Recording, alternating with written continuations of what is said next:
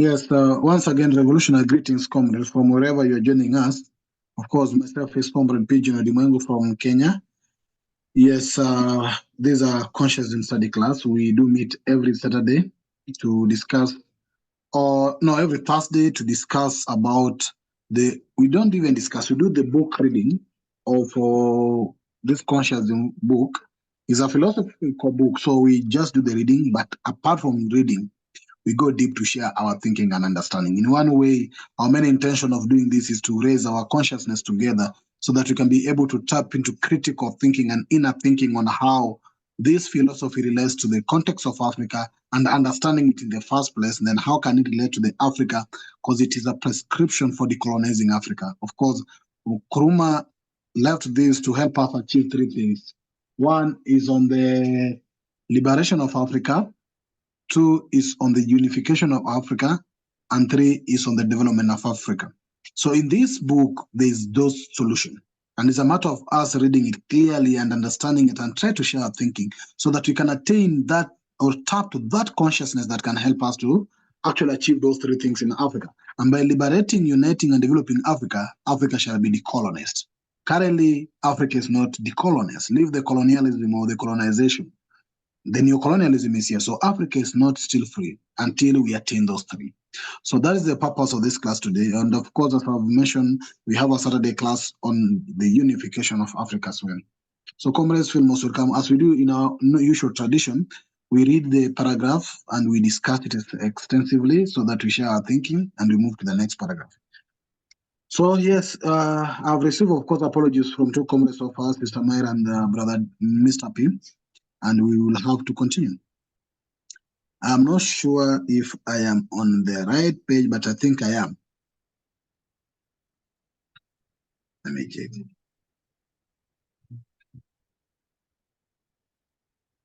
Yes, brother Carrington. Yes. Are we? Can you hear me? Yes, I can hear you. I think this is the right space we are in. So let me check. It is impossible to conceal the fact, I think. There. No. Yes. Yeah. Yes. Yes. But let's start with the. We will do the preview. I'll do the paragraph above. You do a preview, then we go to now the paragraph for today. So let me do the reading of the previous paragraph for our last classes. Okay. I'll start with the word, it is important, the paragraph above. So it is important that dialectical evolution be conceived as being linear.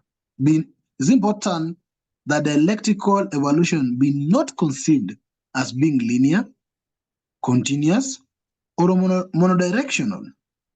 Evolution, so conceived, has no explanation to offer, and especially it gives no explanation of the transformation of one kind into another, for it only represents an accumulation of phenomena of the same sort.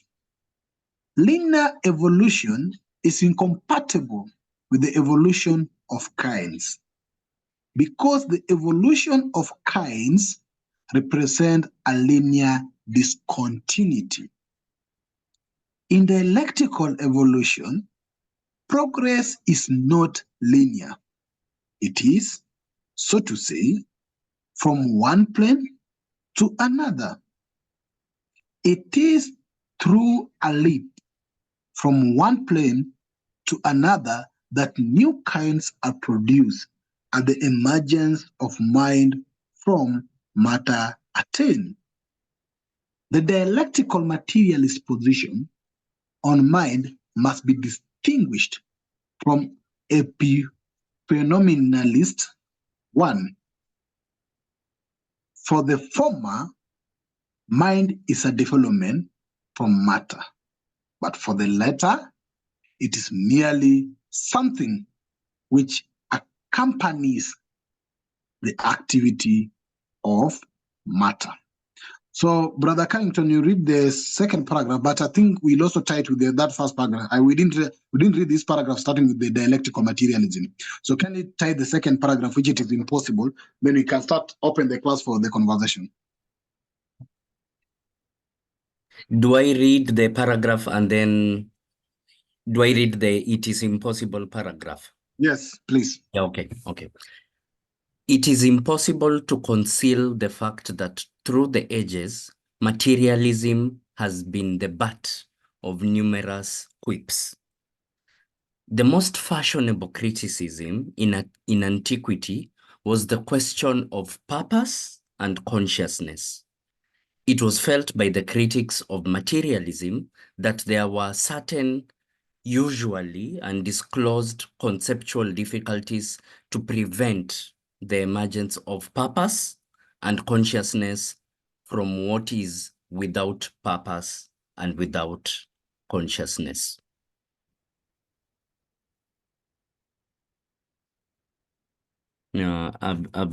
Sorry.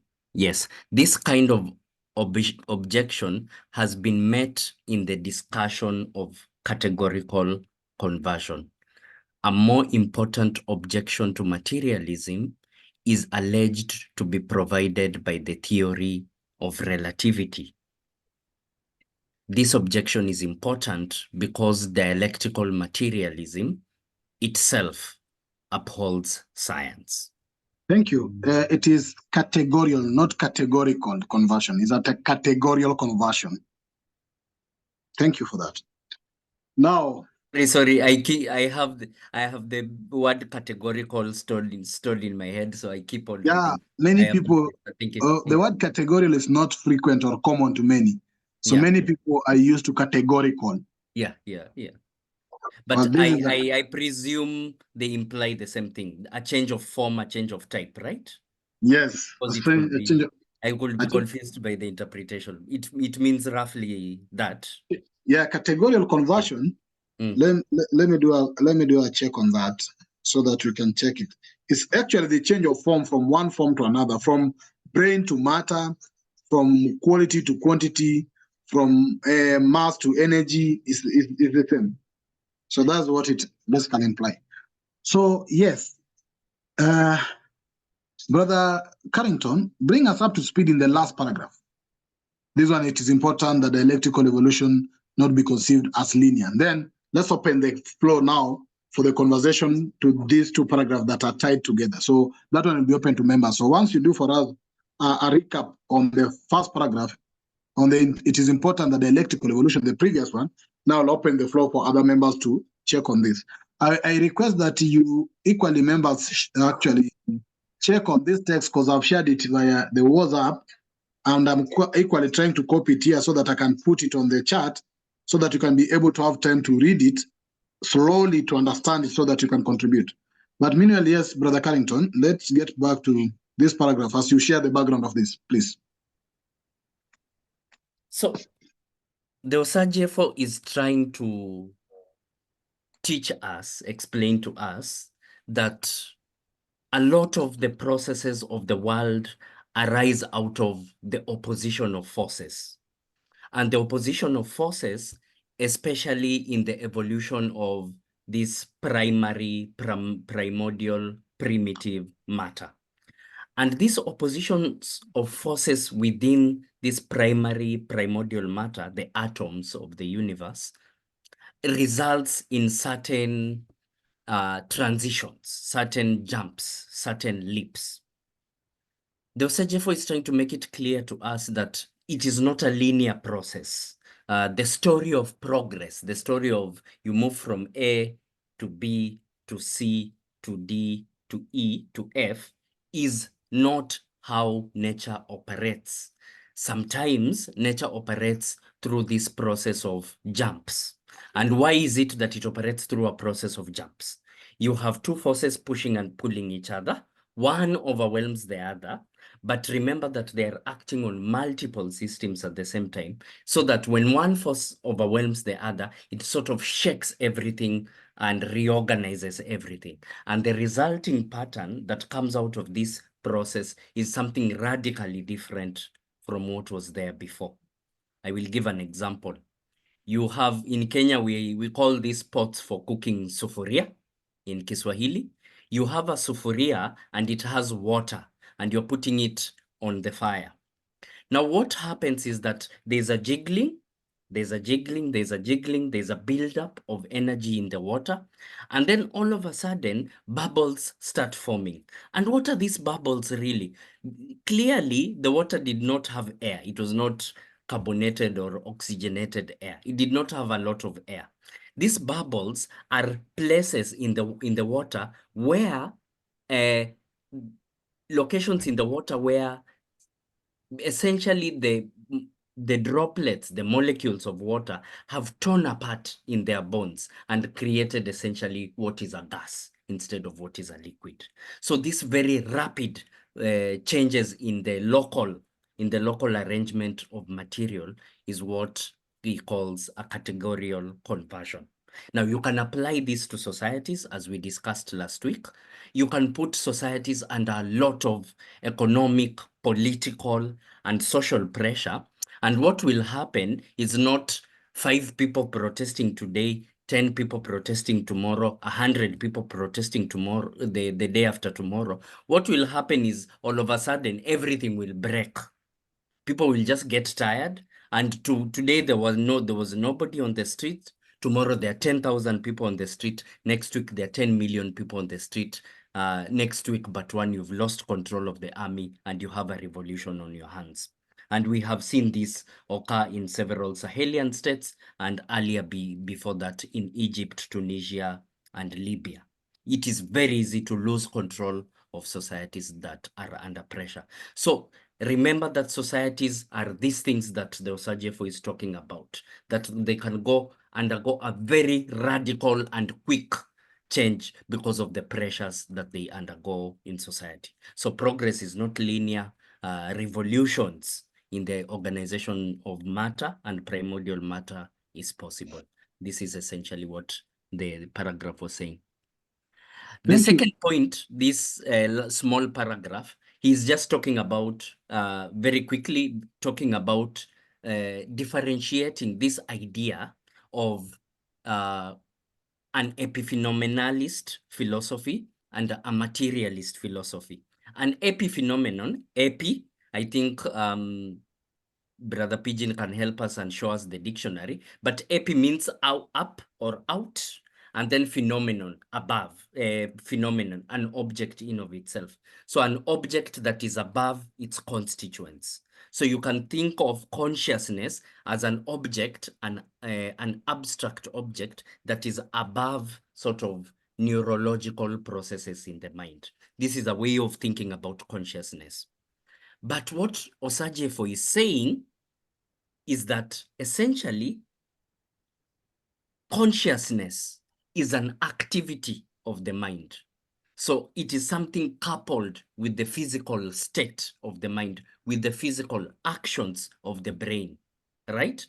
You can apply this again to societies. The economy, the politics of a society are a physical activity. The economy, stop thinking of the economy as something outside the society. The economy is an activity of the society, and therefore a sick society produces a sick economy, and that there is a coupling here. And this is the position the Osagefo is trying to do. Okay. Thank you. Welcome, Comrade Swab. Carrington was taking us to the previous paragraph of our last class, which is this paragraph above here. We start with it is important on the evolution not being linear. So it was a reminder, a rejoinder, but he has connected with the paragraph that you've read now, which is this short paragraph, which is the dialectical materialism position, which you've read this shortly and tie it to the next paragraph, which it is impossible to conceal. So we tied these two paragraphs, but we want you to spend your time, first of all, to share with us your thinking in the first paragraph, the short paragraph that's there. What do you understand from that? What's your thinking from there? Then now we can go around. After that, we go to the second paragraph, which is starting with it is impossible to conceal. So let's understand the first of all, that short paragraph. And he has shared his thinking in regards to that. Let me go to Brother Joseph. Brother Joseph? Yes, before I make my contribution, although I was thinking about passing for the first round, but Brother Carrington said something which I think we should look at it a different way. And because what he said should would have been the historic, but now there's slightly different. He said that a sick society produces a sick economy. I want to suggest, based on those who have deployed Adam Smith philosophy, that we have the reverse now. We have a sick economy, trying to construct or deconstruct the society. In other words, the society has become a slave of the economy rather than the economy being a slave or a servant of the society. I just wanted to share that part. Thank now, you. In terms of the state, as I think I was unable to thoroughly prepare for it. But my simple way of seeing it is that we have been led to believe that life actually is a straight line, it lived or is meant to live in a straight line. And so also a fixed way of seeing things, but life is dynamic. And so there's certain things that happens that can only take an understanding where you put a multiple of factors into consideration. And that is, for instance, the evolution of kinds. With the evolution of a particular situation, it could be probably understood in a simplistic way, but when coming to the whole issue of kinds, it takes a more sophisticated brain, for want of a better word, to be able to understand it and even interpret. I think that's what I'll say for now in terms of ensuring I make a contribution to the discussion. But later on, maybe I'll be able to be more elaborate. Thank you. Thank you very much, Brother Joseph. And to members who are here, we are sharing our thinking in that paragraph highlighted. That's short paragraph highlighted. The dialectical materialist position on mind must be distinguished from epiphenomenalist one. For the former, mind is a development of matter. For the latter, it is merely something which accompanies the activity of matter. How do you understand that? That's our conversation for now. So let me go to, let me check Sister Ida, then Brother Pichau in the list of how you join, then I'll go to the next one. Sister Ida? Oh dear, I think I would want to know, and I hope someone can tell me what exactly the word epiphenomenalist is exactly. Sorry, you might have said it, but it hasn't clicked. I've shared it here on the side screen. It says that epiphenomenalism is a position in the philosophy of mind. It is the view that mental events are caused by physical events in the brain, but have no effect upon any physical event. It's a confusion still, but that's the meaning.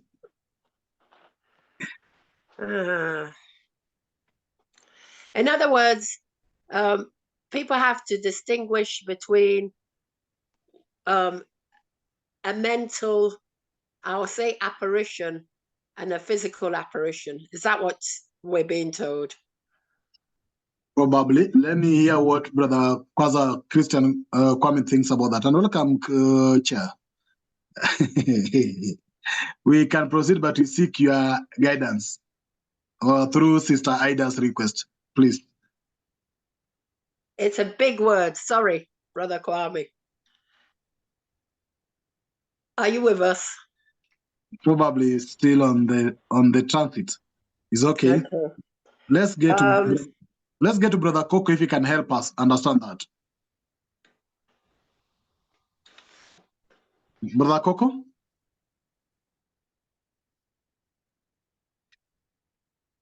Good evening, comrades. Apologies. Good evening. I was late. I'm reading this from Merriam-Webster, Sister Ida. It says, epiphenomena is a secondary phenomenon accompanying another and caused by it. All right. a secondary phenomenon accompanying another and caused by it. And they go further to say specifically, it's a secondary mental phenomenon that is caused by and accompanies a physical phenomenon, but has no causal influence itself. So trying to use an example here to demonstrate, they say the new conspiracism is more than simply an offshoot or epiphenomenon of other forces such as authoritarianism or strident populism. So taking those into context and looking at what we have there, with dialectical materialism, we are talking about that conflict, that friction between two conflicting events happening, and they end up with that eruption. But with regards to epiphenomenalist event, it will come after that first eruption has happened. If you get what it means it's just we can see that as a reverberation of what happened earlier, not an independent event or eruption by itself. I hope that is clear, Sister Ida. So that's why they say for the former, mind is development from matter. For the latter, it is merely something which accompanies the activity of matter. So what they mean here is, with dialectical materialism or dialectical materialist position, it's material happening. It's an event that is happening from matter itself. So it's a derivative of matter. But with epiphenomenalist one, we are talking about something that accompanies that change which we are seeing happening in matter itself. So I think Carrington gave an example of what we saw happening in the Arab Spring. With the Arab Spring, the people were fed up. They protested, and then in the end, they got what they wanted. But it was a conflict between the normal, which they were expected to endure, and the suffering which they were going through in the end. And in the end, they took to the streets and protested and got what they wanted. So you could say the revolution that followed that was a direct result of dialectic materialism. People getting out there and protesting and getting what they want. But then what comes after that, it's something else. So we could argue that with Tunisia, they got to topple the then president who had been there for long, but they have a different president now who has gone ahead and changed lots of things, and sort of sneaked stuff from the back door. I mean, through the back door, if I may say. So you can say there are some superficial, there's a superficiality about epiphenomena, and then there is a real change that is happening under dialectic materialism. I hope. Thank you. Thank you. And I'll come back to this later. Brother Poko, welcome. It's a pleasure to see you around. Can you help us share your thinking in this short text that is highlighted on the yellow? But Sister Ida, before Brother Poko go on, Sister Ida, can you come back? I am wondering if it can't also be something that might affect the mind in a bad way, not necessarily a good way, in that people suffer from what post-traumatic stress. I'm wondering if that could also be, because it says for the former, mind is a development from matter. So the former is dialectical materialism. The latter is about the mind.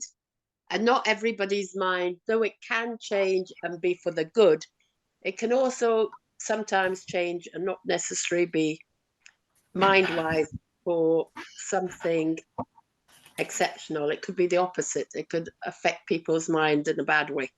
I'm just squaring. Hey, I see Brother Kwame's here. Good evening. Good evening.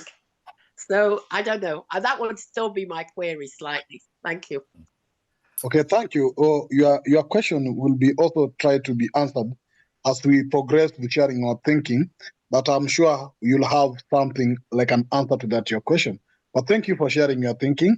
Let me get to Brother Fokwa before I come back to Pichau, then Brother Christian Kwame. Brother Fokwa. Yes, much respect to our panel. It's been a minute, struggling to manage one event center here. Unfortunately, my mother had a stroke, so I've now been plunged into this world of managing this place, balancing inventory and things. So I said, let me really force and get myself back on track here, because these intellectual exercises, they keep you feeling young.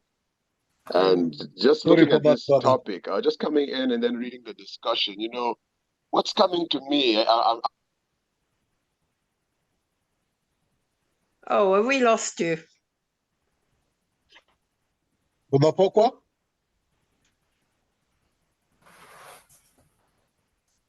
Brother Fokwa, we lost you. Maybe you can try to connect your audio.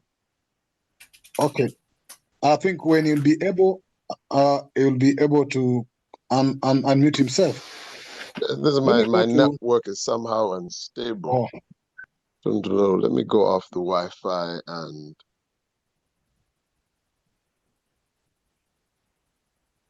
yeah, we're really eager to hear what you'll also have to share with us. So we are looking forward to this. Try to connect your Wi-Fi, then get in touch anytime. Then in that, are you okay? Let me get to. yes, my network actually jumped out. I had to go off the Wi-Fi. The Wi-Fi is unstable. So I went. But you're now stable? Yes, it's now stable. Yes, the mobile network will be better with MTN than that Vodafone. Kindly proceed.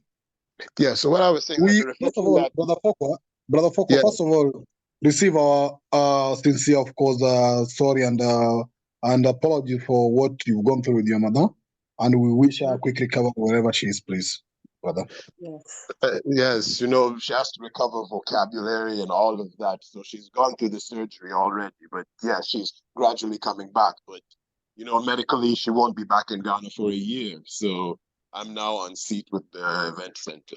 That is it. It's a lot of work. But thank you for your warm words, because it's those type of statements that do inspire us to know that we're not alone. All of this. Yes, indeed. Thank you. Wow. Yes, Now, but just kindly share your getting back thinking to on the text. the topic, let me share my reflection, since we're talking about issues of mind, really, essentially, the importance of being able to think consistently. We're saying that this dialectical materialist position, as they explained on mind, it must be distinguished from this, like our sister said, it's a very powerful word, epiphenomenolalist one. For the former, mind is the development of matter, which is what I was bringing out, that it's really an old argument that we all, I'm sure we're aware of, where science gives its own affirmation that the idea of consciousness, mind, that it's the brain, essentially, that is the source and root of what is consciousness, and that without a brain, you cannot have consciousness. That is what the dialectical materialist position, essentially from my own reading, brings forward in my own thoughts. And Kuruma is explaining it should be contrasted with the epiphenomenolalist one, which would instead kind of be the reverse of that. That what we call consciousness or mind is somehow just an activity of matter. But to take it maybe further, you know, you have some of the Eastern thoughts with metaphysics, people who are more spiritual oriented would say that consciousness actually perceives matter in one way. That's what I'm kind of reflecting on. I don't know if that kind of settles the paragraph into a way we can look at it. No, Foucault, it doesn't. It doesn't, because consciousness cannot precede matter. In I was just materialism, explaining that is what we're saying the phenomenalist perspective would say that Right. consciousness precedes Right. matter, whereas the dialectical materialist position says that matter precedes Yes. consciousness, and that they should be distinguished. Essentially, that is what the two sentences are bringing out. Now, me, I have my own position as a spiritualist. I have the position that consciousness, that there's universal mind in the universe, that before you have matter forming, there is a dimensional state from which matter must arise from. Because if we talk in context of the Big Bang expands into what? They say it starts at a singular point where all matter now expands from that particular phenomena of what they with creation. The beginnings of the material world began from a singular point that expanded into what is the question I always ask, which is why I don't align with this dialectical materialist position, because then they're saying that matter would have existed before the Big Bang, or what existed before the Big Bang, essentially, that matter expanded into. That's why I instead would align more with a phenomenologist position, the reason that dimensionally, if you use Plato's concept of forms, that everything in reality should have some type of an intangible conscious form that exists in a dimension higher than this physical one, for which the material one then uses as its kind of could we say it's a form, essentially. You see, Plato explains that if you have a table, it's a material object, but the table, we know it by its characteristics as being brown, being hard, being a surface, maybe being made of wood or marble. But all of these things, before we know them to be material, they exist in our mind because our reference to it, the physical world is first you touching it, your senses transmitting it, you seeing it, your eyes perceiving it, and it's all created inside your mind. So Plato says that before the universe could exist, then you could reason that the material aspect is kind of following after what the forms of what is intangibly created as these adjectives that we describe reality to be. Now, of course, anyone can have their own way. I'm not arguing with anyone. Anyone can have their particular way of accepting matter before consciousness or consciousness before matter. But to me, reasoning that out, like I said, with the Big Bang, knowing that it banged and it expanded into space, but we don't have an explanation for where the space that the singular point expanded into, it just seems more logical to follow Plato's thought that what we're talking about is some conscious energetic form from which this potential reality first manifested from. And with the Eastern tradition, that it would be a type of conscious mind, which is a potential of energy, which has this potential reality to create all of this matter in it, but exists dimensionally parallel to it, from which now the matter of our universe physically is just an extension of. So seeing this distinguishing that Kuma's saying that we should contrast, that is the way I would bring out this discussion of comparing and contrasting the two. Now, anyone can have their own position they wish to accept to be what came before the chicken or the egg. But for me, I'll always say the chicken was there before the egg. Yes. Okay, thank you. Brother Kwame? Yeah, I think Brother Foucault has spent too long away from us. And so he's not kept in touch with our thinking. What all he's talking about, we have gone over it already and dismissed it. And so we hear him, but we've gone over all that terrain and gone through aspects of it. If you say that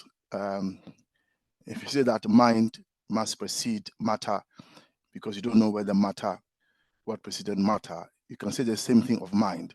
You cannot have a mind without a body. So whoever created the universe must have had a body in order to create. So all that he's been talking about in terms of perceiving the world and so on. How can you perceive without a mind? And how can you have a mind? The simple question would be, can we actually conceive a universe without human beings in it and our minds actually conceiving it? The universe doesn't need human mind to exist. Yeah, hold on. Human beings arrived. This universe, this planet, this universe has existed millions of years before human beings arrived. right? Human beings arrived only recently. If you look at the universe in terms of its duration, dinosaurs we saw only last week, I don't know if it was on a Saturday, existed on this planet for 165 million years, according to the evidence, before they were catastrophically wiped out. So, and when dinosaurs roamed the planet, there were no human beings. Whatever human beings they were living in holes, because these animals were gigantic, right? So, so so you cannot use the human being as the axis to argue that therefore mind precedes matter, because the But evidence that's shows not what that I was saying. I was saying that the the universe doesn't need the we human mind we in it to be used brother as a measure. yeah, brother, we heard what you said, and I'm replying to what you said. I heard what you said. You are saying that you don't accept the position of consensusism that matter is primary. That is what you are saying, brother Fukua. You are saying that you don't accept that matter is primary. Is that That the for position you, of conscientism, or is Krumah saying that we yeah, should distinguish and it's contrast? He's no, not taking a particular position. He's just saying that we it should is distinguish. It's not a no, religion it that is he's saying that this or that. no, These it's ideas are just open to no, debate. no. Listen. You can have your own. We've discussed this in the past. We can have your own private views in terms of what you believe, but we have also argued that if you want to have public, if you want to serve the public, you must take a position that promotes public service, that promotes the public good. If you want to, so I mean, there is so much in this because you've missed so many classes. I'm sorry to hear about your mom. I'm really sorry to hear that, and I echo everyone else and the pigeon that we really hope that she gets well, and that yeah, and that you are able to to to to join us again fully like you used to. Yeah, it's hard when your mom is not well. I mean, so our sympathies are with you. But anyway, but coming back to what I was saying, as I said, the position of consensusism is that matter is primary, and the reason matter is primary, we've gone over it.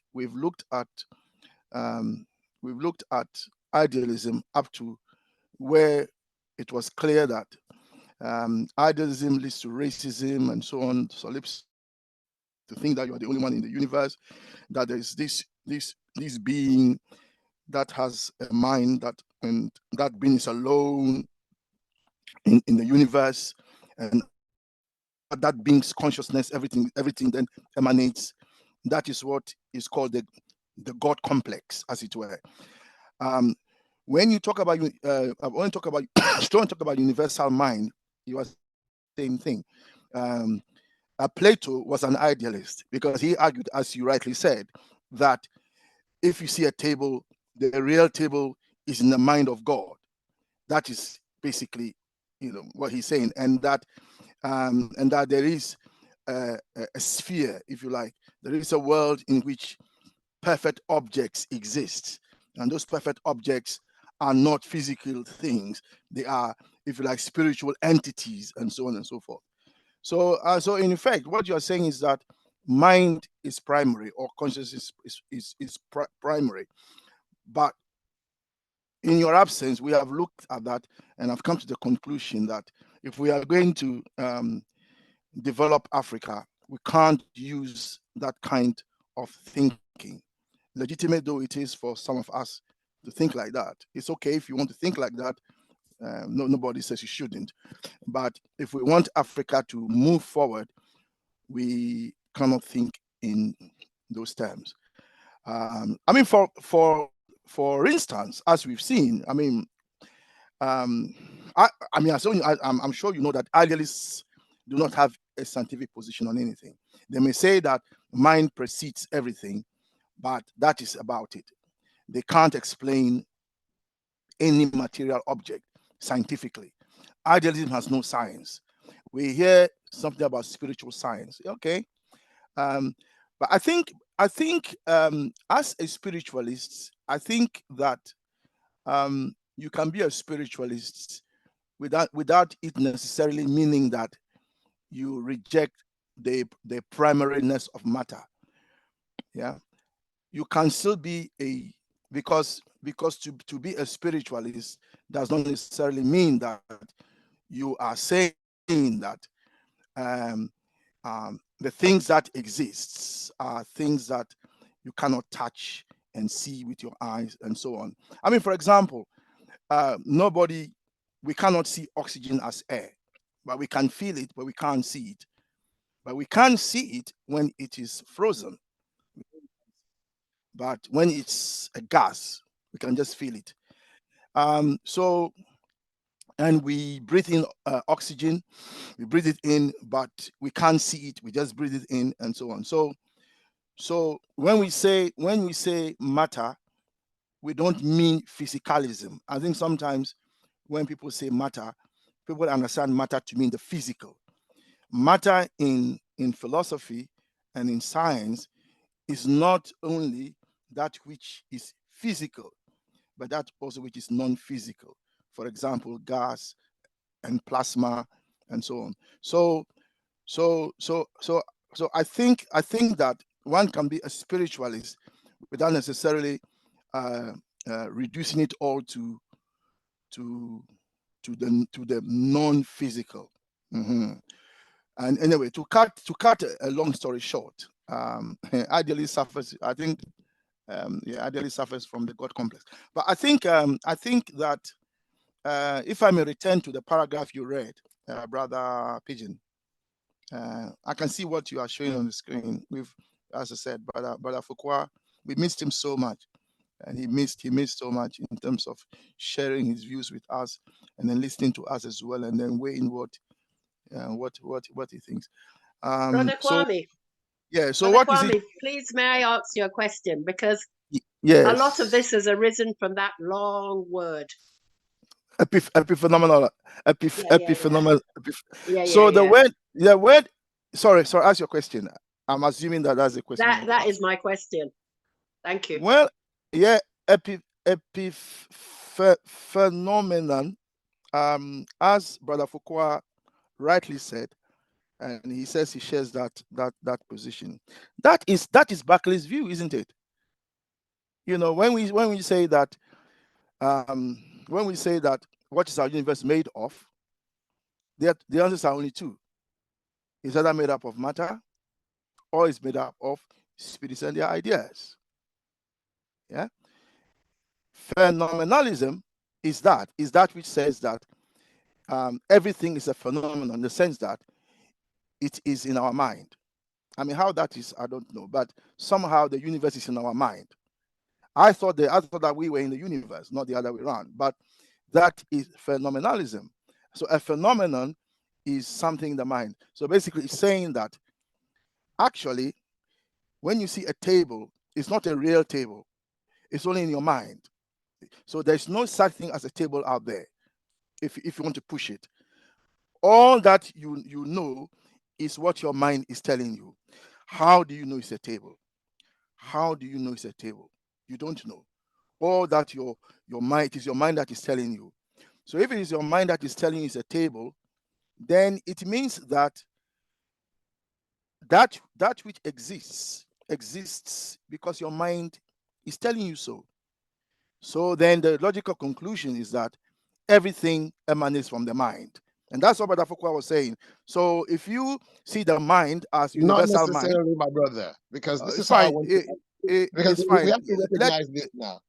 We all, as individuals on the planet, share a common frequency of interpretation of the energies that we do perceive.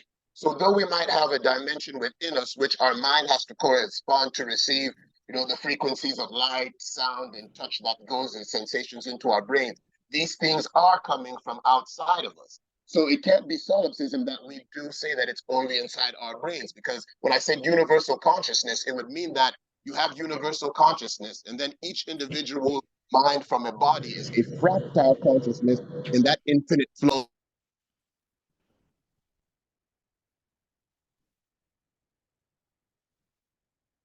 Brother Foucault, you are muted. You need to unmute yourself and continue. Sorry, Brother Foucault. I was trying to mute Brother Renumi who joined, and he was having background echo. So, Brother Foucault, you can unmute yourself. Oh, yes. What I was saying is that I can't say that you exist inside my mind because I recognize you as a sentient being. You understand now? So we must have the universal consciousness which exists outside, which, you know, your brain, you hear, you see, you touch, and these are electronic impulses that are transmitted into our bodies to help us perceive this reality outside of us. But that reality is outside. It's like a harmonization.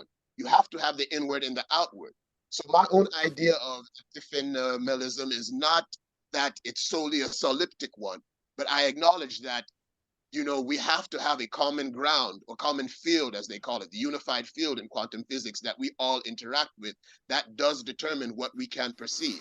The thing is that someone might be colorblind. We see colors, but there are people who they don't see colors. It doesn't mean that because they don't see colors that, you know, there aren't colors actually out there.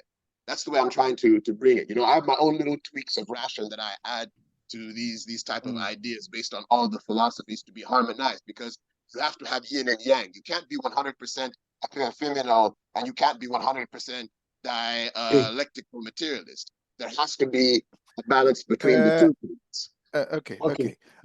Brother, if you, I hear what you're saying, but you see, when you talk about universal consciousness, what are you really saying? Listen to the words universal. Yes, universal, meaning now it may hold on. It may mean that you have an interpretation of it, but when idealists talk about universal consciousness, yeah, if you push it, they are saying that everything is consciousness. That's what they are saying. They are saying that everything, including ourselves, are consciousness.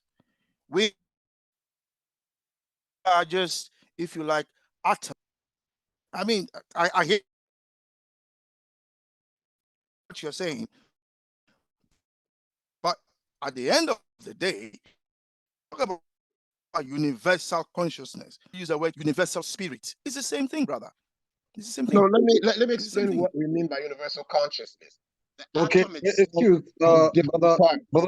The nucleus, the electrons, the protons, the neutrinos. Now they get into string theory, but there's always a void in between all of these material particles. So there must be some rudimentary form of awareness which causes even these particles to interact, such that an electron moves from one electron to another to form the various elements of the periodic Brother table. Papa. So the universal consciousness describes brother. that rudimentary awareness which exists in all of reality to harmonize it. A human being now is just a fractal consciousness that we are like an aggregation of all of this, but uniquely a human form. The same way even a stone would have its own fractal consciousness, because a stone, its own atomic organization makes it its stone, and the elements make it what it is. Everything, even the plastic chair, everything around us has that orientation of awareness inside the atomic structure that allows it to be and the atomic relationship to be maintained. That is universal consciousness. But what? Okay, hold on. So what is awareness? Yeah, hold on, brother Pigeon. Brother Foucault, what is awareness? Awareness is the capacity for anything on the face of this planet, anything in reality has a state of I wouldn't use the word self because that pertains to human beings, but awareness, it's just the proper term. Awareness is that capacity of, like I'm saying, the atoms and what is inside it to relate to one another. You could call it rudimentary consciousness, but you wouldn't call it intelligence because it's not learned. These things, they react within each other. If you call it mind, then you're making it seem like it's something in a human being. But when I'm talking about inanimate objects and saying awareness, I'm avoiding giving it the term specifically consciousness, because I don't want to make it seem like they are sentient. But awareness in the fact that, what would you call the relationship between the atomic particles and them interacting? Hold on. We're having a discussion. Listen. So what you are saying is awareness is what? In a nutshell, awareness is what? The capacity to be what? The capacity to act according to the processes of that particular form. But that is what motion is. That is what the motion of matter is. Then what is triggering the motion? What triggers the motion? That intelligent design. You are just using hold on. You see, you are using spiritual. Hold on. Let's have this discussion. You are using spiritual terminology to camouflage that which we've discussed, and which is the case. All you are saying is that, let me tell you what you're saying. You are saying that matter has powers of self-motion. That's all you are saying. Okay, we have a physicist in the room. Is that true? Yes. Carrington. Oh, I'm saying to Brother Foucault that all he's saying is that Yes. matter has powers of self-motion. The sun, you don't need to ask brother, but look, the sun moves. Where does the sun get the power to move? Is there somebody pushing the sun? Sorry, the earth, because the sun is stationary. Where does the earth get its power to move? Those forces, it's the forces within. It is the forces that themselves are causing motion. Uranium, it is radioactive, meaning that what? It sends out energy. But that energy is from the object itself. So all you are saying, brother Foucault, is that matter has powers of self-motion. And we have recognized that, and we have said that there are three types of motion.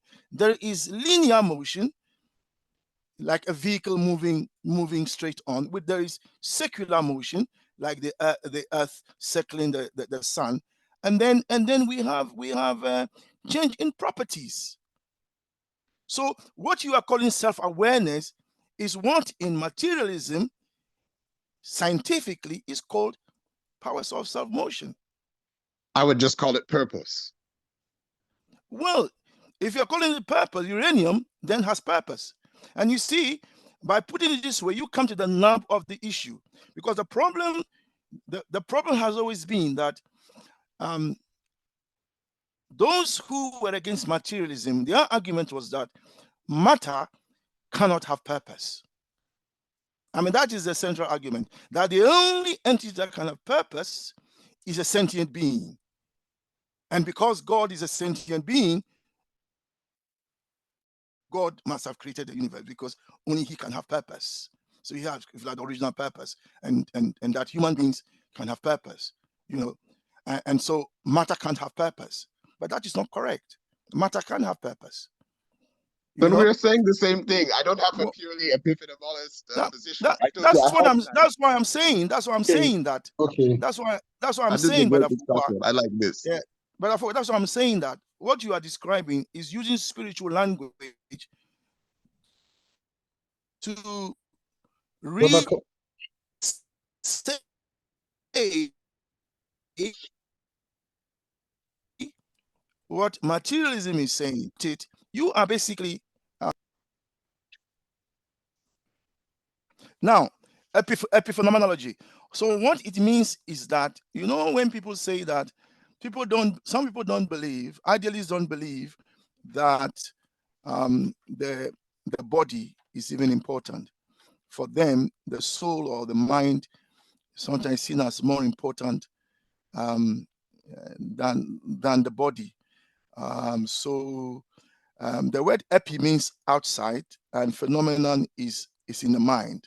So it's as if they are saying that which is outside is in the brain.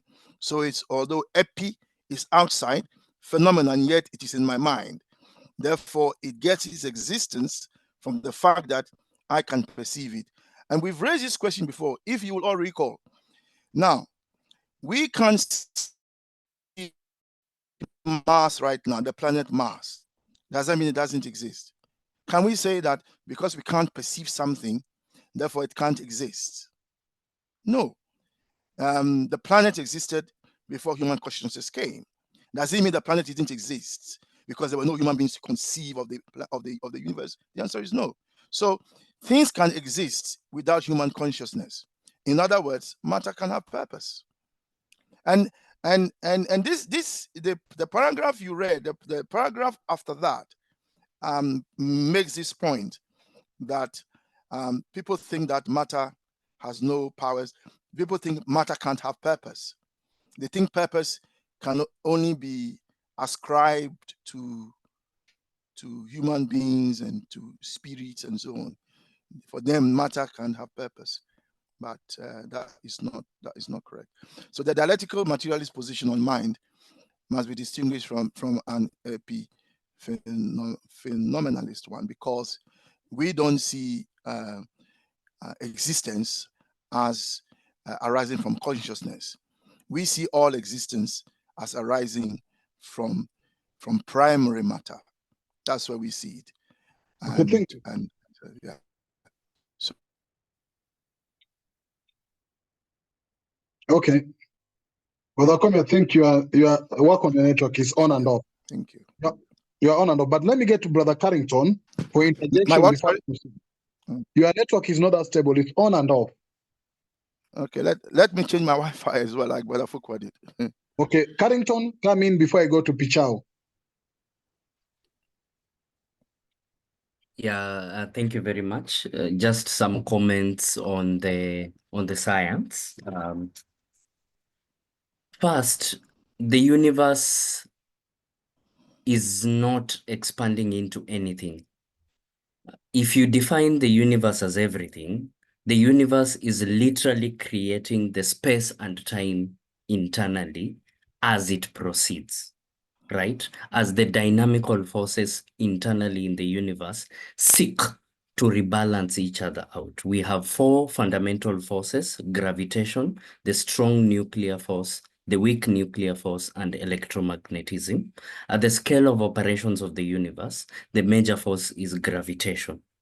And gravitation is responsible, the property of the curvature of space and time, as the special and the general theory of relativity as we go along in this page, is the product of, is the creation of more space and time is what we interpret as the expansion of the universe. So the picture of the universe expanding into something is a common but not scientific picture of the physical situation as we best understand it. Again, science does not claim to understand everything. We are moving along, sort of bumbling along slowly as we understand more and more about our universe. And yes, there was a second point you mentioned, that is it possible to imagine the universe without consciousness? Entirely possible. Majority of the stars that we see in the sky, we are not sure they contain life in them, let alone intelligent life. We are the only planet that contains intelligent life in the solar system, and intelligent life, in any case, in Earth, has only evolved over the last, 350,000 to 1,000,000 years in the continent of Africa. So for majority of the period of the Earth, we haven't had self-conscious, intelligent agents operating in the planet. Now, the position that consciousness is something that is baked into the universe is called panpsychism. Panpsychism has really come under significant attack because you would have to really, really scale down, as you found yourself forcing yourself to do. You would have to really, really scale down the definition of consciousness as you go lower and lower. So you could argue relatively sophisticatedly that a cow has a level of consciousness. Yeah, it can understand what is grass, etc. Direction, it can understand the curve, etc. But it gets much more tortured as you go to the electron. Is the electron conscious? And what do we define as consciousness in the scale of the electron, right? As far as physicists understand today, the forces mediating the actions of the electron are purely the strong force, the weak force, the electromagnetic force, and the gravitational force. And these things are described as fields, quantum fields. So essentially fields with particles, fields mediated by particles. Some of you who keep up with the physics know that the Higgs boson was discovered a few years ago. But particles of electromagnetism, you know, they are called photons. This is high school physics. Particles of the weak interaction, the weak nuclear interaction are called W and Z bosons, and particles of the strong interaction are called gluons. So we have all these fields that are mediating the actions of forces in the universe. And this is why I suspect Kwame wants to stick his flag very, very firmly in the position of materialism. It's a very good quote by Democritus that the universe consists of atoms and vacuum, and all else is opinion. So it is a very rude way of saying that at the fundamental level, we can't keep on unpacking, expecting to see everything that we see, and that is what I think you're arguing in. If you're not, please correct me. This idea of fractality, the self-repeated patterns as we go lower and lower and upper in scale. So if So there is consciousness, Carrington, do you mean Brother Foucault or myself? Brother Foucault, okay. yeah. Okay. This idea of fractality has limits. So you cannot, yes, it is true, we can find consciousness at the scale of the earth, and that conscious thing is us and some animals, right? It is not entirely, or you have to do it a little bit very carefully when trying to scale it up or down. So when you scale it down to the level of nuclei, or what you're talking about, strings, vibrational strings interacting in, I don't know, 26 dimensions, you get into a challenge of describing consciousness there. When you scale it up to the level of superclusters of galaxies, you also get into trouble describing consciousness there. So there's a specific island of length distances, of levels of around the earth, where consciousness is up, and consciousness and neurological theories are particularly effective, but that should not be taken to make us understand that they apply at all scales or are fundamental. So, and this is the position of materialism. Materialism is the idea that the same stuff, the same fundamental stuff, can have very, very different arrangements. Categorical conversion, as Brother Pigeon has reminded me, categorical conversion can have very, very different manifestations throughout all scales in the way that they add up. So consciousness as a pattern of material rather than consciousness mediating material. So it's a way of viewing the world.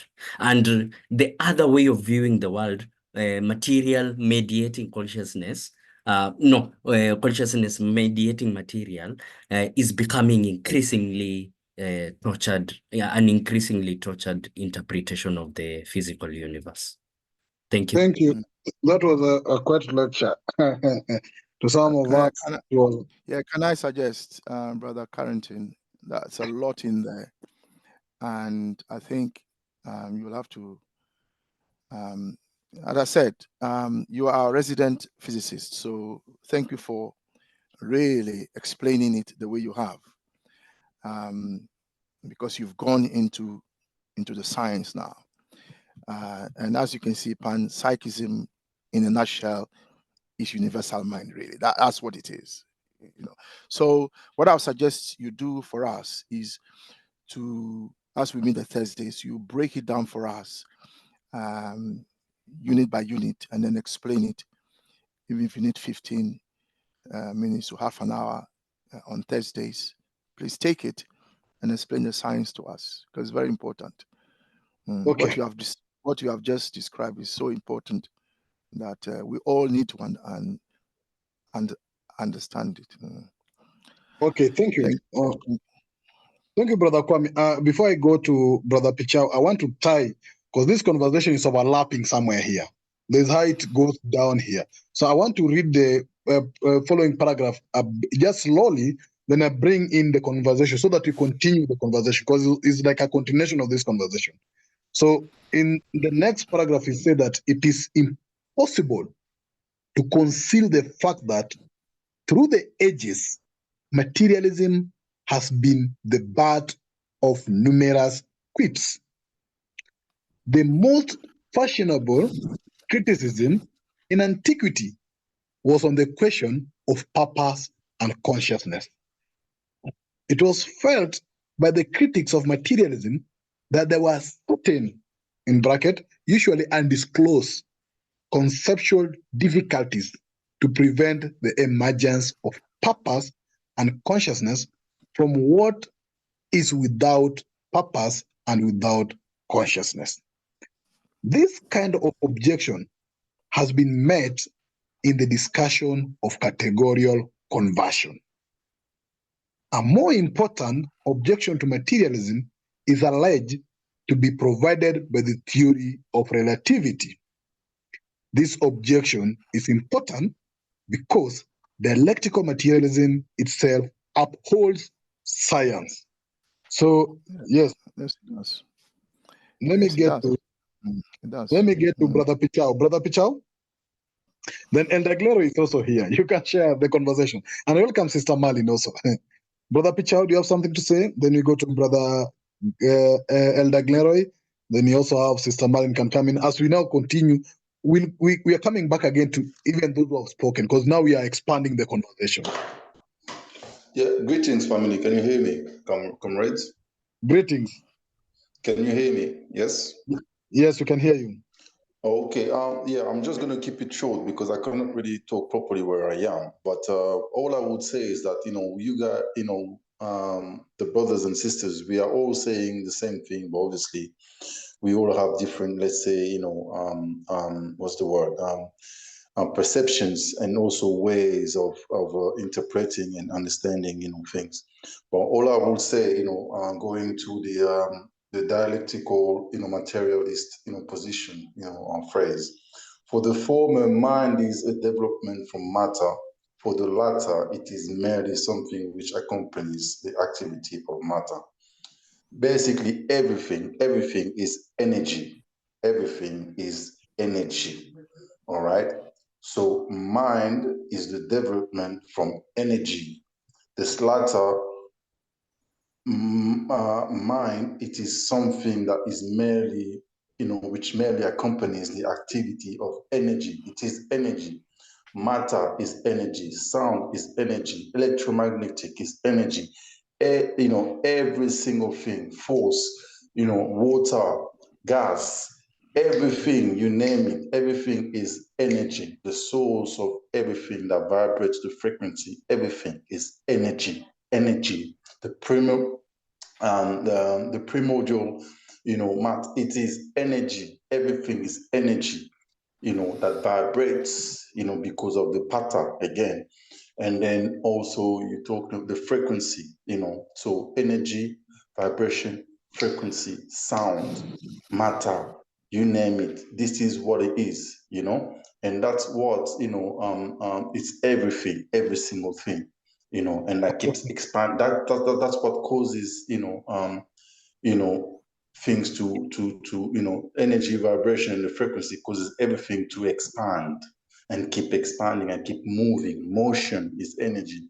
Everything moves, even though if you think it's stationary, it still has a motion, still moves, still has energy. Every single thing is energy. The source of every single thing is energy. All the words that we have used here has energy in it. Energy. And what is energy? Well, energy is everything. This is what I'm saying. Everything. Spirit is energy. Matter is energy. Energy is something that you can see. Sorry, can we get a scientific? Energy. Sorry, energy. can we get? Hold on, brother. We've heard you. Can we get a scientific definition? Energy is something. Let me finish just 1 minute, and then I will finish, and I'll let you speak. Energy is something that you can see. It's something that you can feel. It's something It's okay. has motion. Brother, there is a physicist here. Let him tell us what is energy in physics, brother. All right, Carrington. thank you. What's energy in physics? Oh, so Today is going to be a rough day for me. Energy is thought, current level physics that is experimentally proven, thinks of energy as a property of matter. And it also thinks of... Unmute yourself, Brother Carrington. Oh, sorry. I was saying I was going to have a bit of a rough day today. Physics, current physics thinks of energy, one, as a property of matter, okay? And also thinks of energy and matter or as forms of the same thing. Now, some of you might be familiar with Einstein's equation E is equals to mc squared, right? The c squared is taken to be a conversion factor, and you can write in certain units such that c squared equals 1. And what this communicates to your mind, what this should communicate to your mind, is the very deep fact that E is equals to M. And therefore, energy and matter are interconvertible into each other. And therefore, what this implies is that there is a fundamental object in the universe. In Kwame Nkrumah's time, it was called the primordial matter. Modern theoretical physics thinks of other things, the vibrating strings that Nkamwi has talked about, Brother Foko has talked about. Nonetheless, these things are thought to be entirely material. Material in the sense that Brother Carrington, in they are short, physical. energy is what? Energy is matter. Energy is matter. Energy, Yeah. think of Now, energy as a form. So the reason I'm asking you to repeat this is because Brother Pichu is stressing energy. And I just have a feeling that, because he then said spirit is also energy. And that's what he said. So I just have a feeling that he's trying to replace the word matter with energy. But I want Brother Pichu to realize that energy is matter. But Yes, I wanted a physical thing. I wanted you to explain that so that he understands, because he keeps going on about energy. Everything is matter, not energy. Energy is matter. Yes. So No, basically, I mean, sorry, you excuse me. You see, hold on. It's as if sometimes we Africans, I know it's a problem for a lot of us. We haven't been brought up on materialism. It's a challenge for us to face materialism and matter. No, can I just explain myself for 1 minute, please? Yeah, hold on. Can I explain myself 1 minute, please? Okay. Hold on. No, I mean, sorry, excuse me. You guys are speaking and you allow me only 1 minute and then you stop me and then you but carry hold on. Give me 1 minute and then I will let you speak. I'll let you speak. Allow me to finish 1 minute, just 1 minute. That's it. I'll just need 1 minute. Brother Pichu. I don't need anything else, just 1 minute. Brother Pichu, just listen. Will you allow me 1 minute? You will, yes, you will. If we treated each other as equal here, allow me 1 minute, because you had 5 minutes already. The other person has 5 minutes. Allow me just 1 minute and then I will leave you speak. Okay, allow me come in, please. Okay, thank you. The reason I said I've replaced the word matter to energy is because, like I said, you guys are all saying the same thing, but you want to stress on matter. On matter, everything is matter. E equal mc squared. E was the key opponent. The question was E equal mc squared. You see, E equal m, but not just m. E equal mc squared, right? Of course, E equal m, but it's just not just m. This is the thing. It's not just m, because it has to have a conversion, a motion squared. Yeah, and that's why the vibration, the frequency comes along. So E alone cannot just be matter as such as matter. You see?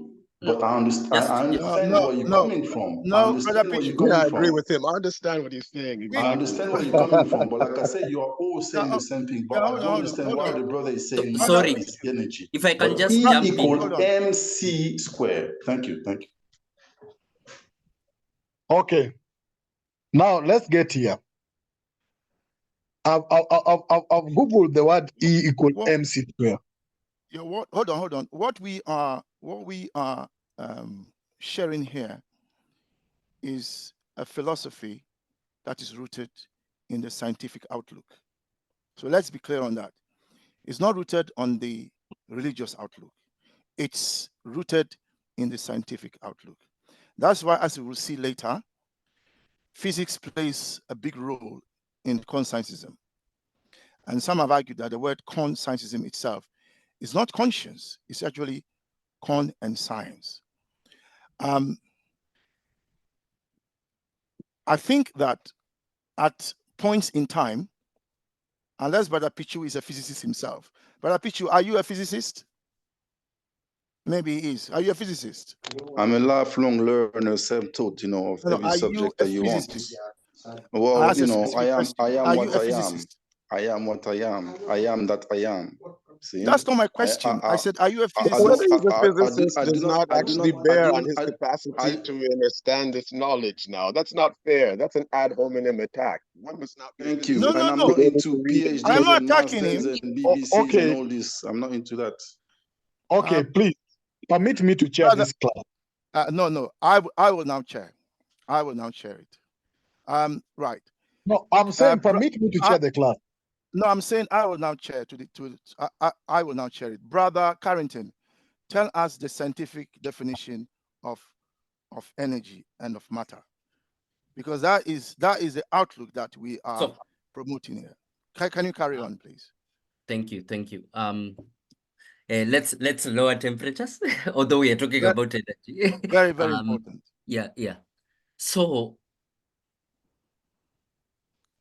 we have to go back to history, and this is important, and this is why, by the way, we were overrun. Partially, why we were overrun as a continent. My interpretation. So this is why this debate is very important. It is useful to understand why we were overrun as a continent. We were overrun as a continent because of two major factors: absence of social technologies, absence or lack of sufficient physical technologies. I will give an example. Absence of social technologies. When the British arrived on the shores of Kenya, the Kikuyu and the Maasai were fighting each other. And the Kikuyu and the Maasai thought that they could use the British against the Maasai, and the Maasai thought they could use the British against the Kikuyu. And what the British did, as was their wont, is to use us against each other. And the Kikuyu and Maasai ended up weakening each other, and then the British came and overran. The story of the clever hare eating the bread of two brothers who are fighting. Absence of social technologies. We did not understand that the British were an entirely different, quote unquote, civilization coming to overrun us, and therefore all communities of Kenya ought to have combined to first keep the British out and then sort out their messes and struggles. Absence of social technologies. Absence of physical technologies. The British were in the process of industrializing. And they were in the process of industrializing because they developed a physical definition, a physical understanding of matter and energy, and how these two forms can be converted into each other and can be used in concert to turn raw materials into technological produce. And our job as the continent of Africa was to be a source of raw things to be combined in various forms to give finished products. And this was the basis of the Industrial Revolution. So the thing we are debating about now, I just wanted to start by there. we are debating something that is existential to the continent. How we understand to convert energy, to control and convert energy and matter into each other will determine the next century of African development. If our politicians accept the interpretation of materialism, because it is not magic. And this is the primary disagreement between spiritual, metaphysical definitions of energy and physical definitions of energy. And the ability to separate these two will determine the future of the continent. So let us proceed with trying to define matter and energy in a physical matter, in a physical manner. Okay? So that is why, thank you for that. So I'm saying that the materialist position, as you will see, the formula that Brother Carrington mentioned, that Brother Pichu has emphasized, E equals MC squared. It's in conscientism anyway. It's in this book. It's in this book. And so what we are saying is that the materialist position is that the primary, the source of everything is matter, and energy is a form of matter. Space is a form of matter. Time is a dimension of matter. So I think that should be clear to all of us, because this is a problem. The spiritual perspective that we have been using hasn't helped us. It hasn't helped us. Only recently, our president in Kenya invited Benny Hinn to come and pray for the nation. They had a day of prayer. And then we had the first lady and the second lady, first lady and the president kneeling down for Benny Hinn to be praying for them. I mean, how can that kind of thinking advance Africa? How can that kind of spiritualism, if you like, advance Africa? So let me reiterate that, of course, nobody has to accept it. Let me reiterate that the whole point of materialism is to say to us as Africans that we need to rethink the universe in which we live, not in spiritual dimensions of universal mind, universal matter, and so on, but in terms of the laws of nature. So I thought, let's be clear. So Okay. let's not get into arguments, for unnecessarily. So I thought I would come in there. Let me hold step on, at brother. this particular moment. Hold on, brother Pigeon. I thought I should come in there and just calm the waters. And so now that the waters are calm, we all understand what it is. Brother Pigeon. Okay, let me put it forth that we have seen previously the argument on what is soul and what is primary. And there are, of course, positions coming here on whether spirit is soul. The consciousness do not discuss of soul. The consciousness discuss of what is primary. And by the fact that what is primary means that there are other forms that can either be derivative or can undergo categorical conversion that form another form of matter. As you are saying, there are different categories of matter that either arrive from the primary one. So to consciousness, matter is primary. It is not soul. It is primary. Then through these processes of conversion, you can get anything you want. Even mind, which is from a brain, is still matter, but in a different form. As you are saying, Brother Kwam, is in a different form. So it is not that actually mind become now the primary. So this is the difference here. The consciousness do not take, as my understanding all along, do not take the hardcore materialism without recognizing other forms of conversions of the same matter. So we are here saying that we are not hardcore materialists, neither are we soul idealists. We are a position whereby we recognize the existence of any other form, but the primary reality, the primary source is matter. So from matter, you can arrive at anything. As you're saying, Even in the same test that the idealists say, I think, therefore I am. The word I is what? Before you go to think. The word I must belong to the category of any category of matter. So the thinking is arriving from I. Whether the I is in a physical category or in the secondary category, it's a matter in the same test. So the thinking comes from the brain. And when now we are coming here to say that mind is actually inconsistent, as it says, mind is actually a product of matter, a matter in the form of brain, which brain now mind. Not that mind is parallel with matter. Not mind cannot be parallel with brain. That mind and brain operate parallelly. Mind become a product of brain in a different conversion. So what you have to understand here that consciousness accept the conversion. And that's why it brings what we call categorical conversion. The existence of matter in different forms. It doesn't deny existence of matter in different forms. It says that. So that's what I wanted to bring in now. Yeah, no, in fact, Brother Pigeon, thank you very much for that. I think maybe, as I said, some people have missed some of our classes. They haven't here from the beginning, so they haven't missed certain things.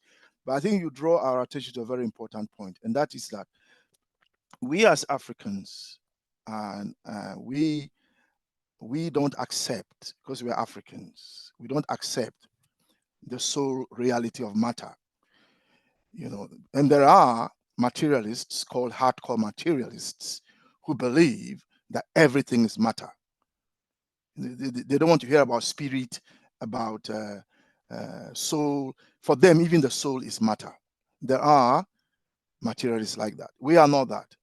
On the other hand, there are also hardcore idealists like George Berkeley, the priest, who believe that everything is universal mind, universal spirit. Everything at the end of the day is spirit. We are neither of those two. We, if you like, are in the middle as Africans. We believe that in the materialist position that matter is primary. But as Brother Pigeon was explaining, through categorical conversion, you can arrive at 1 billion categories of matter. And we shouldn't be surprised, because there are more than 1 billion stars, and there are more than 1 billion human beings. I think we're about 6 to 7 billion human beings. So matter, it's just different categories. And that's just human beings. What about plants? What about animals? Even in the animal kingdom, what about the different types of animals? Birds and so on. So our universe is basically in a display of categorical conversion. Thank you. How we proceed, we have for 16 minutes remaining. I beg that I read this paragraph I've highlighted here, which says that philosophy can demonstrate the possibility of the conversion in one or other of two ways, either by means of conceptual analysis or by pointing at a model. As it happens, philosophy is in a position to do both. Philosophy prepares itself for the accommodation of the hard facts by asserting not the crude soul reality of matter, but its primary reality.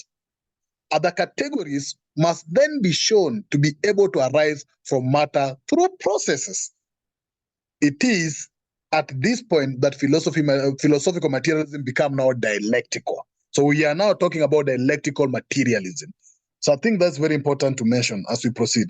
So let me get to some members here who haven't been able to speak, so that we give them space in the next 16 minutes also to contribute.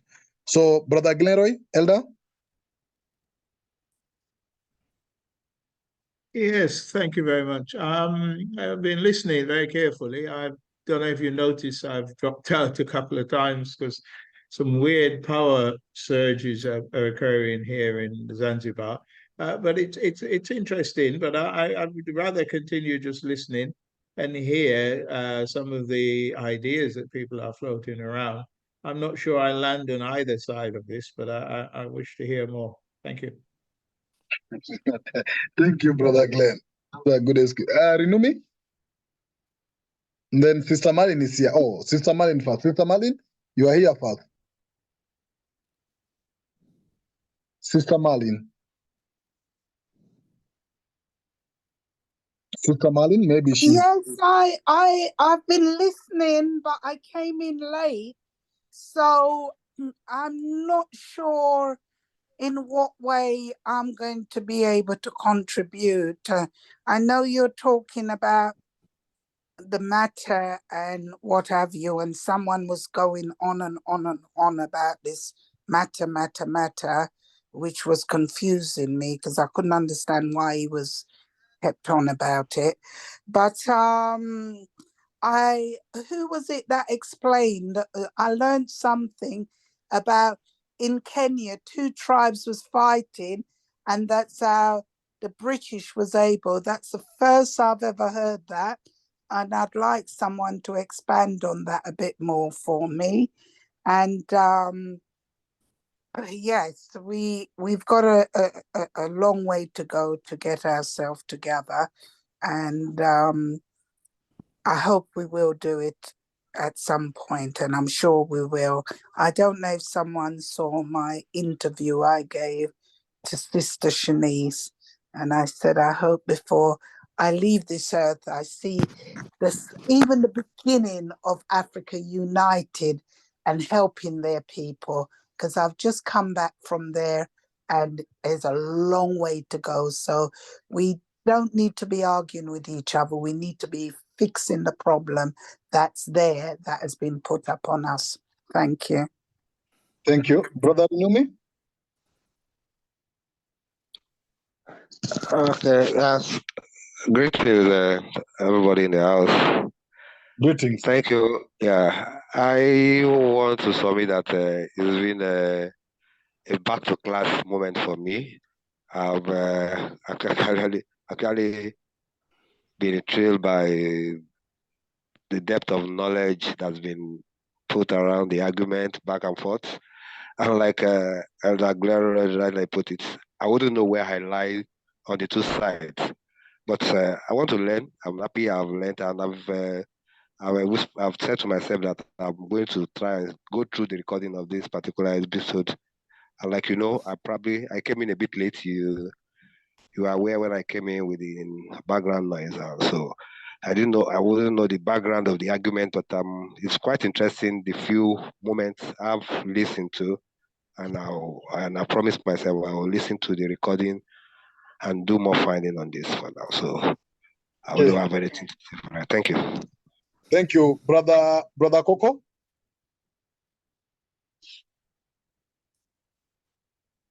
Brother Coco? Do you guys hear me? Yes. Yeah, thank you very much. Where I come from, we used to practice a direct system of democracy, which they took, and of course they bastardized in the West and then sold it back to us, which is something we need to learn. So I learned a lot tonight about how you guys,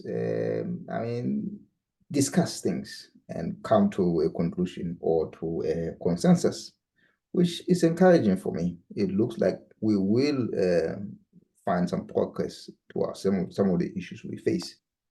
I am not a physicist, but I have certainly learned a lot as well.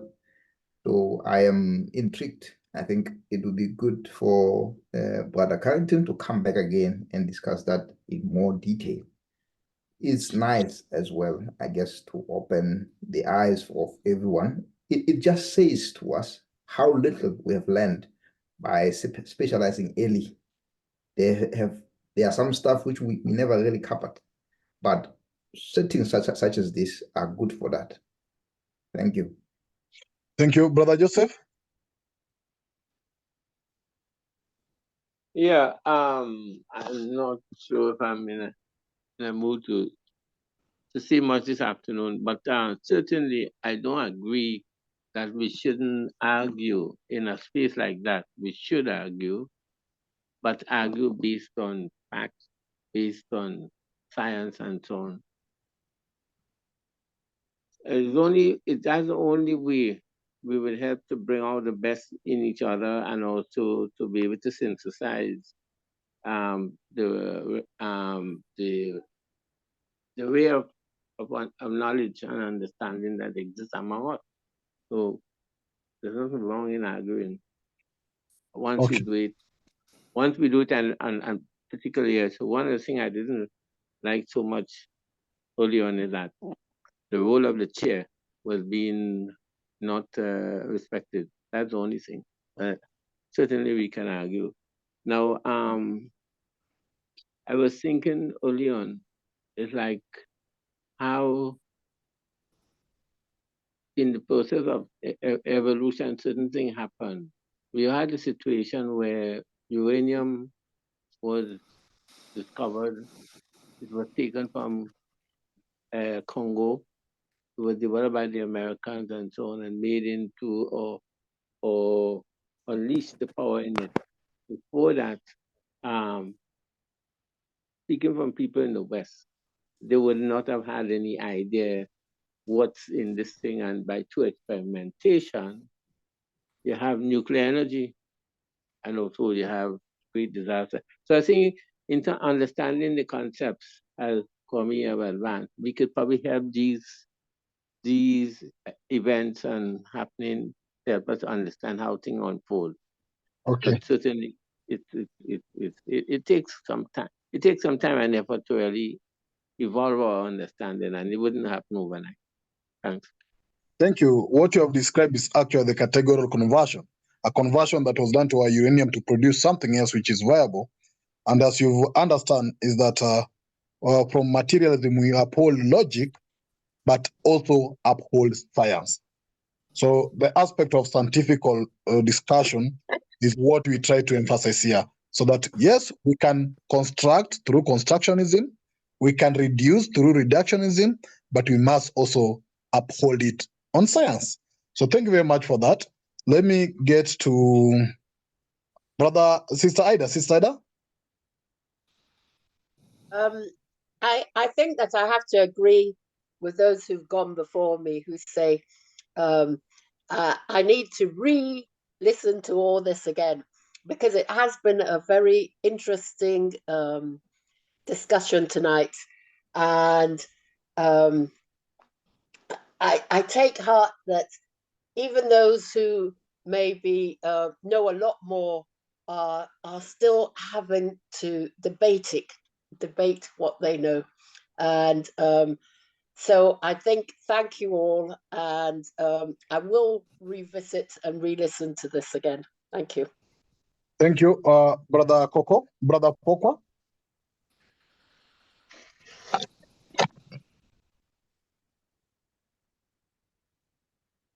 Should I go first or Brother Coco? No, it's you. Brother Coco has spoken already. It's you. Okay.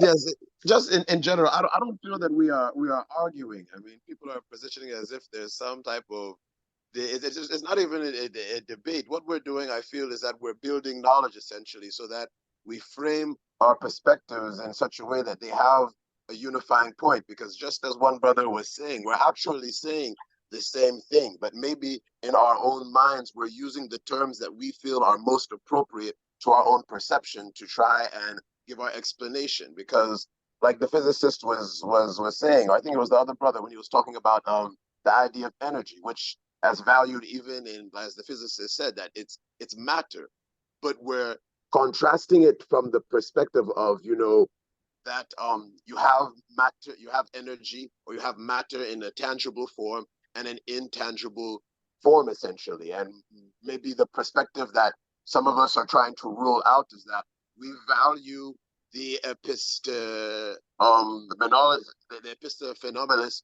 position as being consciousness, matter, intangible, but matter having its tangible form as being physical is kind of like the other side of the balance of the scale.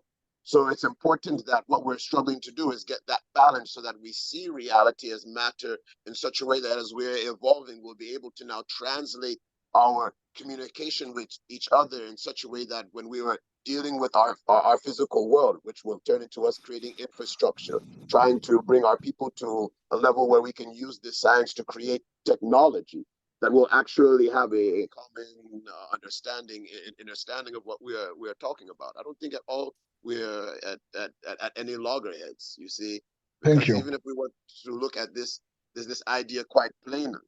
When we're saying E equals MC, I think Einstein was talking about light, essentially.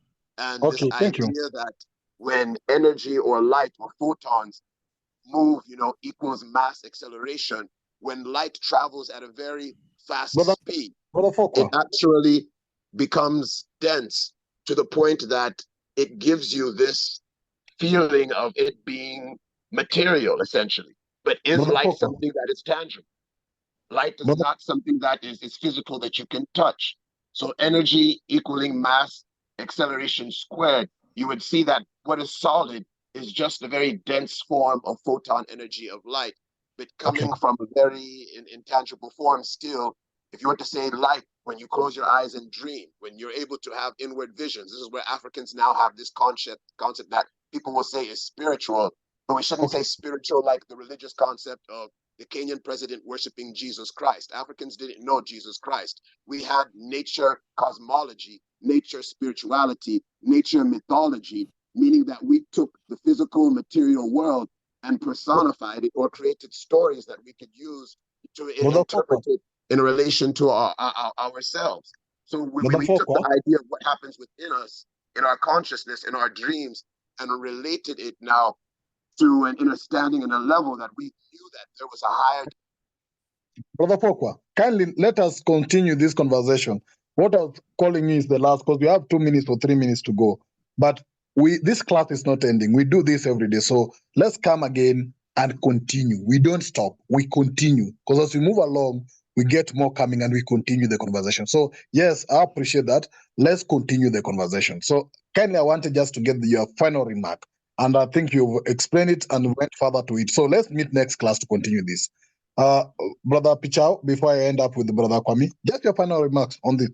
But the conversation is not, we are not opening conversation. Conversation will continue. We have ended this. We'll continue with it in the next class. Brother Pichao?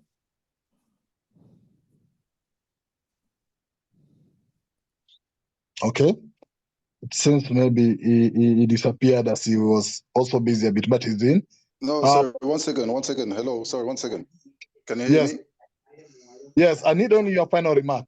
Your final Okay, remark. my final remark, yeah, like I said, E equal MC square. And all I have to say to you, my brothers and sisters, it's not to confuse anybody. It's very clear. Energy is every single thing, and E equal MC square. But it's much, much deeper than that also, in terms of, how we use energy and what is energy as a matter of, we don't have to be, physicists, because to understand energy, to understand energy, it requires, we are not, you are not Eurocentric here. We are very much Pan-African, and we are original people too, So to understand energy and also, let's say the quantum, mechanism.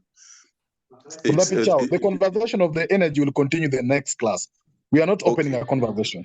Okay, so this is my last remark. If you allow me 1 minute, my last remark to understand, the quantum mechanism, is to go back to roots and culture, and then we'll understand everything that we need to understand so that we can unite and do what we have to do, like the sister does, says, it's not about, agree, disagree, I know, no, it's nothing to do with that. Okay. It's about understanding and understanding who we truly are under the sun. But we give thanks. Thank you. We are already at exact time. So, Harrington, you haven't spoken. I know you have notified me via the chat. Only your final remark, because I don't want to open conversation. Is a remark. The conversation will continue. I'll try to be disciplined. Just to say that, again, physical technologies and social technologies, we will need to modify social technologies, and Pan-Africanism is an attempt to do this, to remind all Africans that we are connected through the same root and that our unity will drive our social power. Physical technologies, we will need to reinterrogate our understanding of the physical universe, adapt what we can get from our ancestors, adapt what we can get from our rivals, adapt what we can get from people around the world. And when we bring these two together, possibly there's a way forward. Asante. Asante sana, Brother Kwame. Thank you very much. We thank everyone for coming. It's been to some extent, it's been heated at some point. I suppose that's what dialectics is about. It's about opposition, and it's good for us to have opposed ideas, and to struggle it out. There's nothing wrong with disagreeing. We're all not here to agree with everything. So of course, feel free to disagree with anything you like. Feel free to state your position, because everyone's thinking is important. And brother and Anthony, brother Joseph, sorry, I'm sorry that like you said, it appeared that we're not respecting the chair.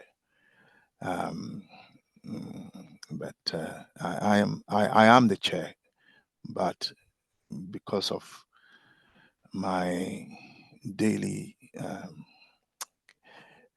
because of how I operate, Brother Pigeon holds the fort, and Brother Pigeon's coming into joining Constantism has been really very, very helpful to us.